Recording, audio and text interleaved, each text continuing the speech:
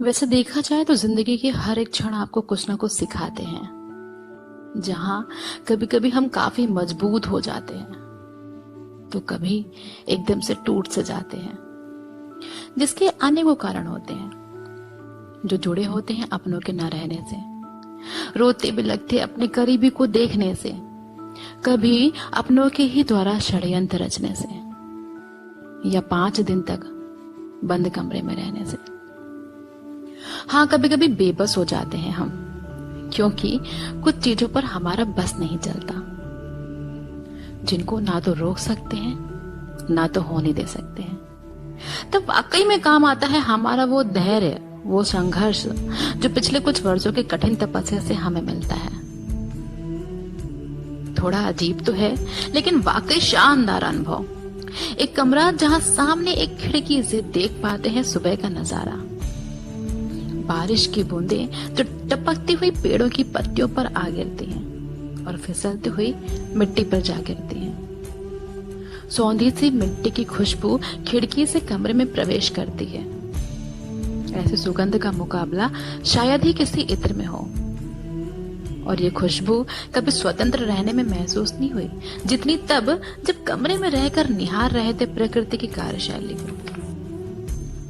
वो 5 दिन बेहद शक्तिशाली, कभी बेहद रूहानदा सा, कभी सिसकियां आंखों में आंसू लिए, कभी योद्धा मानकर अड़िग खड़े रहना और खुद से कहना कि है कोई जो तोड़ पाए सकारात्मकता को या खत्म कर दे मेरे जीने की इच्छा को।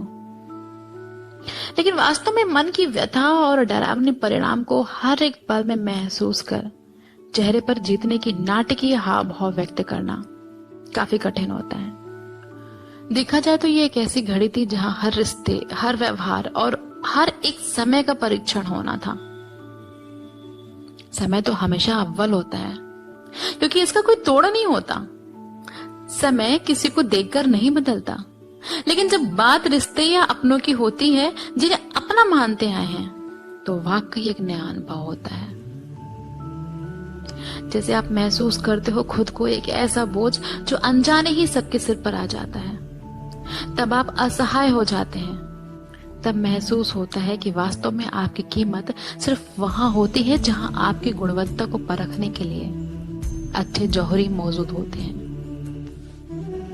हालांकि वक्त समान हो जाता है, लेकिन वास्तव में जिस पल धैर्य रखना चाहिए, अगर वहां धैर्य रखने का कौशल नहीं है तो किसी को भी धैर्य की परिभाषा का पाठ नहीं पढ़ाना चाहिए।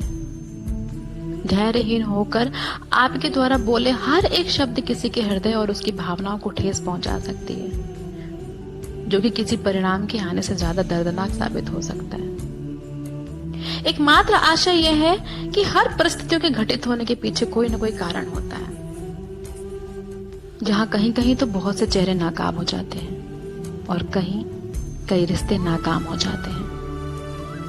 बस आखिरी में चलते जाइए, परखते रहिए खुद को और लोगों को भी।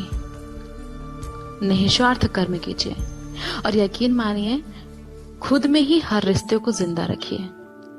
उम्मीद मत कीजिए, जिंदगी की हर एक पल को महसूस कीजिए। मजबूत बनिए।